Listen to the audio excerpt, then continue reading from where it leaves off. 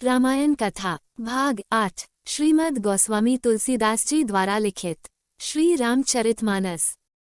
दोस्तों, पिछले भाग में हमने देखा कि भगवान राम ने ताड़का का वध किया और देवी अहल्या को पत्थर से सजीव बनाया। अब भगवान वहां से निकल गए जनकपुरी जाने के लिए। चलते चलते भगवान जनकपुरी पहुंचे और जनकपुरी की शोभा देखी तो दोनों भाई अत्यंत प्रसन्न हुए। जनकपुरी में बावलिया, कुएं, नदियां और तालाब है जिनमें अमृत के समान जल है और मणियों की सीढ़ियां बनी हुई हैं। रंग बेरंगी सुंदर पक्षियों की मधुर किलकिलाहट है और भंवरे गुनगुना रहे हैं। रंग रंग के कमल खिले हुए हैं। शीतल मधुर पवन चल रहा है। पुष्प वाटिका, बाग और वन में बहुत से पक्षियों का निवास है। फूलते फलते और सुंदर पत्ते से लदे हुए वृक्ष नगर के चारों ओर सुशोभित है। जनकपुरी इतनी सुंदर थी कि उसका वर्णन करते नहीं थकते। सुंदर बाजार है, मणियों से बने छज्जे, मानो ब्रह्मा ने उन्हें अपने हाथों से बनाया हो। कुबेर के समान धनी व्यापारी सब प्रकार की अनेक वस्तुएं लेकर बाजार में दुकानों में बैठे हैं। सुंदर चौराहे और सुहानी गलियां सदा सुगंधित रहती है। सबके घर मंगलमय है और उनसे सुंदर कारीगरी की हुई है, मानो जैसे कामदेव रूपी चित्रकारों ने अंकित किया है। नगर के सभी स्त्री और पुरुष सुंदर, पवित्र और साधु स्वभाव वाले, धर्मात्मा, ज्ञानी और गुणवान है। जहाँ जनक जी का अत्यंत सुंदर महल है, वहाँ के विलास को देखकर तो देवता भी देखते रह जाते हैं। मनुष्य की तो बात ही क्या करे।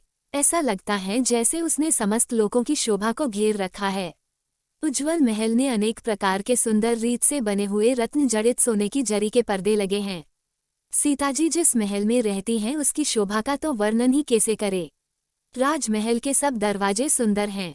घोड़ों और हाथियों के लिए बहुत बड़ी गौशाला और गजशाला ये है, जो हमेशा घोड़ों और हाथी से भरी रहती है। बहुत सारे सुरवीर, मंत्री, सेनापति है। उन सब के घर भी राजमहल जैसे ही हैं। नगर के बाहर नदी और तालाब के निकट जहाँ तहाँ बहुत से राजाओं ने डेरा डाला है। वहाँ पर आम का एक सुंदर बाग था। इसकी सुंदरता को देखकर विश्वामित्र जी ने कहा, हमें यही रुकना चाहिए। प्रभु श्री राम भी मुनि की आज्ञा मानकर वही ऋषि मुनि के साथ ठहर गए। मिथिलापति जनक जी ने ये समाचार पाया कि विश्वामित्र जी पधार चुके हैं, तो उन्होंने बड़ी ही प्रसन्नता से सब ब्राह्मणों को साथ लिया और विश्वामित्र को मिलने दौड़कर आए। राजा ने मुनि के चरणों में मस्तक रखकर प्रणाम किया। मुनियों के स्वामी विश्वामित्र ने प्रसन्न होकर आशीर्वाद दिया और सारे ऋषि मुनियों को प्रणाम किया और उनका स्वागत किया। बार बार कुशल प्रश्न पूछकर विश्वामित्र ने राजा को बिठाया। उसी समय दोनों भाई आ पहुंचे जो फुलवारी देखने गए थे।